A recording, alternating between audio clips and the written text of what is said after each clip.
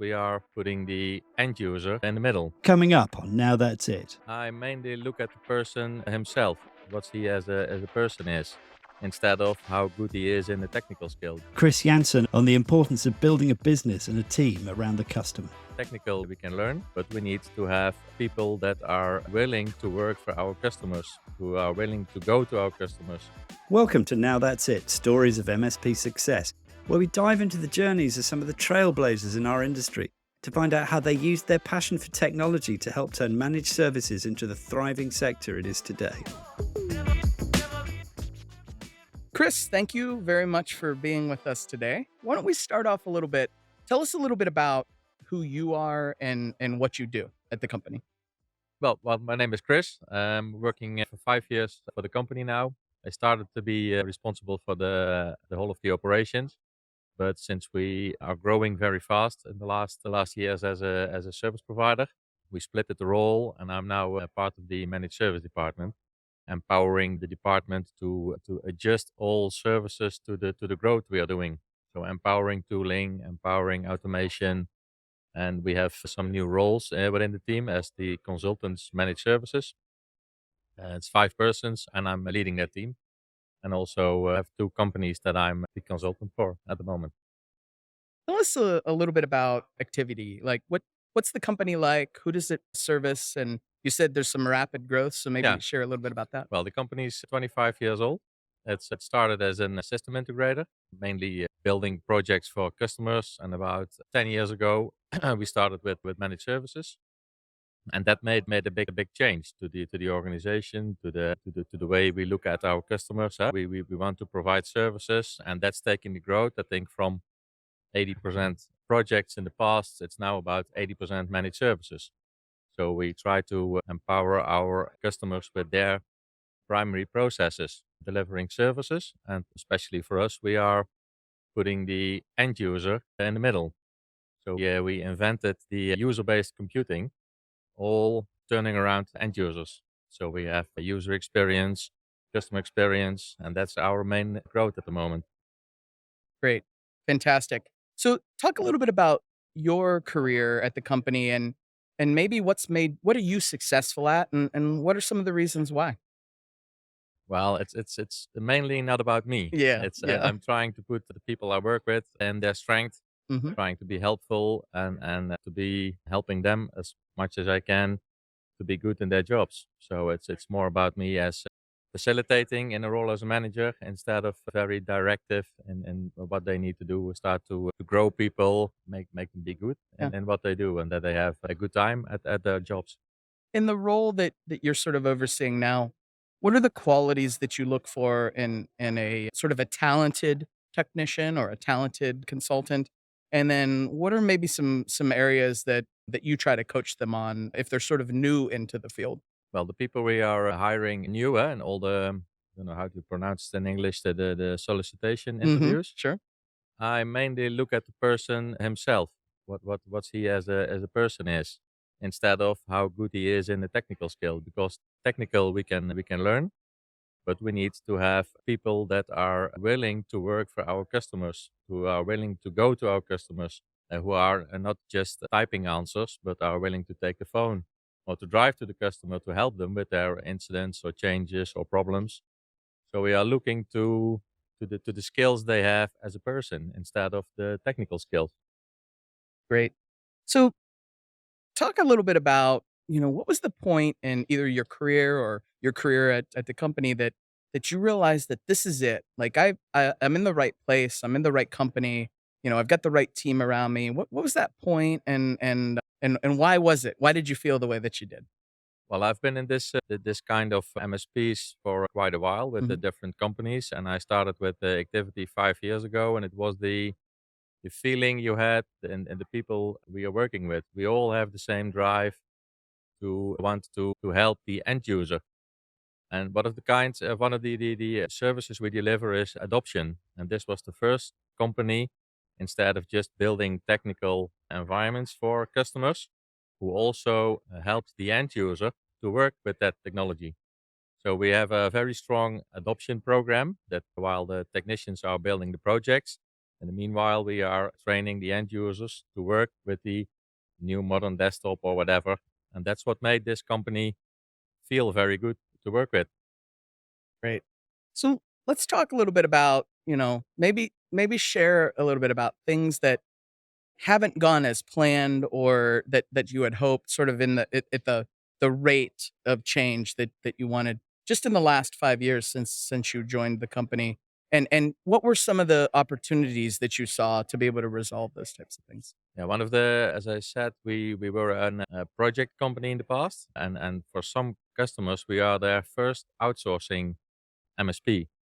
And I think we made a kind of a mistake that we could handle all the technique, but we didn't handle the change for that company. So we needed to create new roles, like Enable has partner success managers. We have customer success managers. Hmm. The roles that, as I described, the team we have the managed service consultants are helping the customer and knowing their business, knowing their applications, see what roadmap they have for the next month. So those are new roles.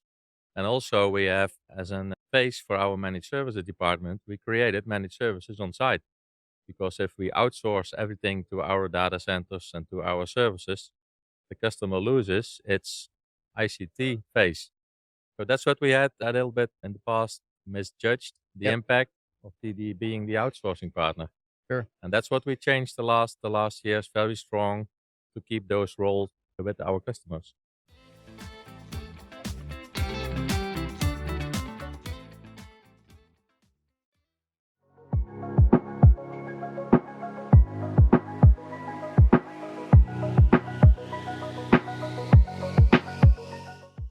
Hi, I'm Brian Best, Senior Product Manager in charge of Apple Roadmap at Enable. Question I get asked all the time, why use Enable for your Apple support needs? Well, first off, recognize that a Mac is just a computer. It's metal, it's plastic, and human-generated code. You already know how to do all that, so don't treat it as special. Fix it, maintain it, support it, secure it, and do all that in the same dashboard as all your other computers. That reduces complexity, right? You're already familiar with the tools, so you can leverage existing workflows for monitoring, remediation, maintenance, remote support. And okay, maybe Apple devices are a little special. And Enable can do all that special device management stuff for you too. And at Enable, we don't stop at just remote management. We do layer security like Cove data protection, works on Mac. Integrated EDR powered by SentinelOne, works great on Mac. So if you haven't looked at Enable for your Apple needs lately, why not give it a try right now?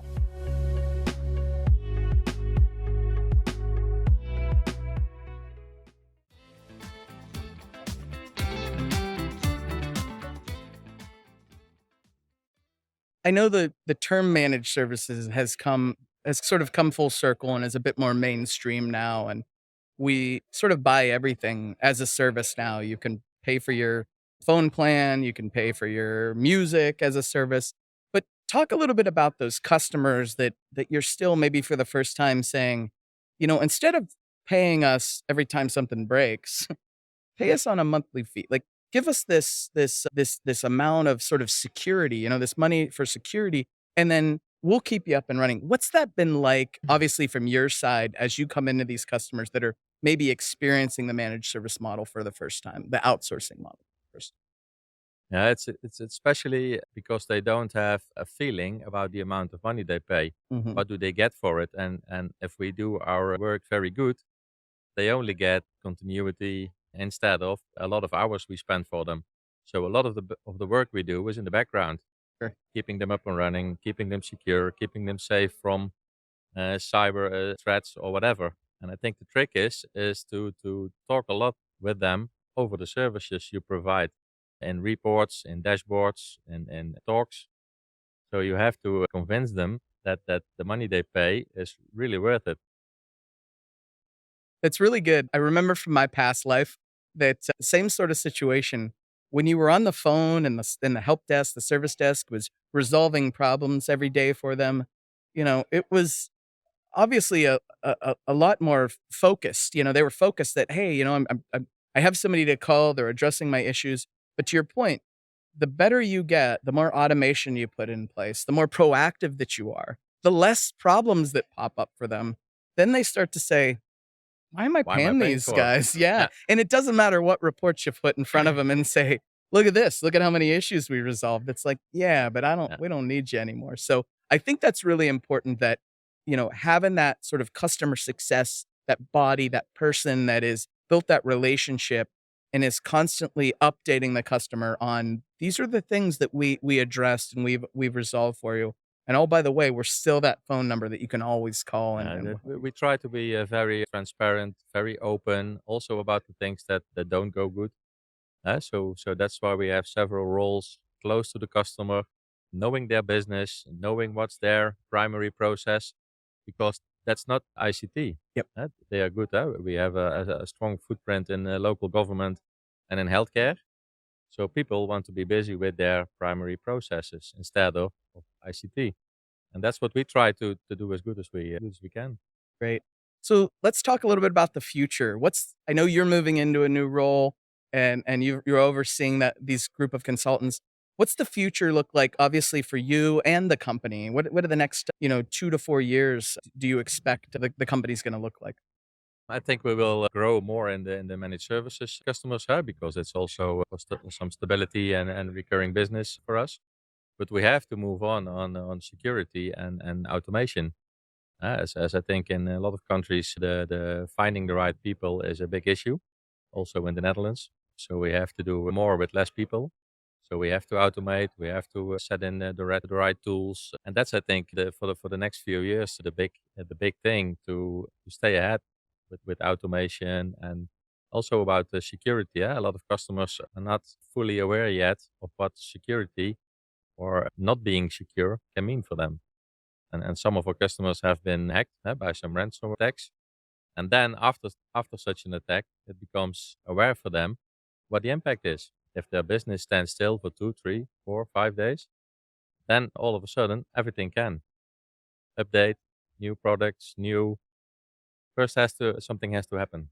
It's unfortunate that it works like that, isn't it? That Yeah, that you can get in front of a customer well in advance and say, it's not a matter of if it will happen. It's gonna happen. You're gonna be breached and we can protect you with this, but then when they don't necessarily act on that, and then after the fact, yep, we should have listened to you and help us now, please, yeah, right? yeah. Yeah. First something has to happen. Yeah. So that's why we try for the next years, and also now develop new services and improve our products and make it visible again what it can do. There's customers, they say, well, patching our environment, well, this month it's not that a good idea. We will skip it 1 month. And it's actually not done, but it happens.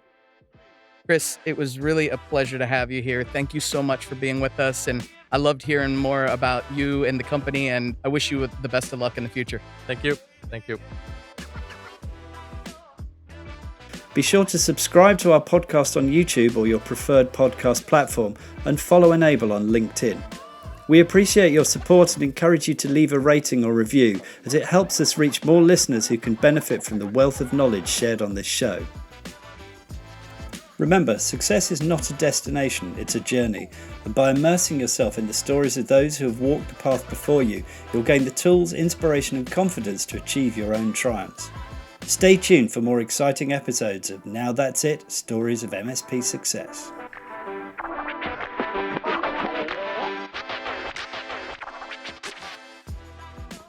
This podcast provides educational information about issues that may be relevant to information technology service providers. Nothing in the podcast should be construed as any recommendation or endorsement by Enable or as legal or any other advice. The views expressed by guests are their own, and their appearance on the podcast does not imply an endorsement of them or any entity they represent. Views and opinions expressed by Enable employees are those of the employees and do not necessarily reflect the view of Enable or its officers and directors. This podcast may also contain forward-looking statements regarding future product plans, functionality, or developmental efforts that should not be interpreted as a commitment from Enable related to any deliverables or timeframe. All content is based on information available at the time of recording, and Enable has no obligation to update any forward-looking statements.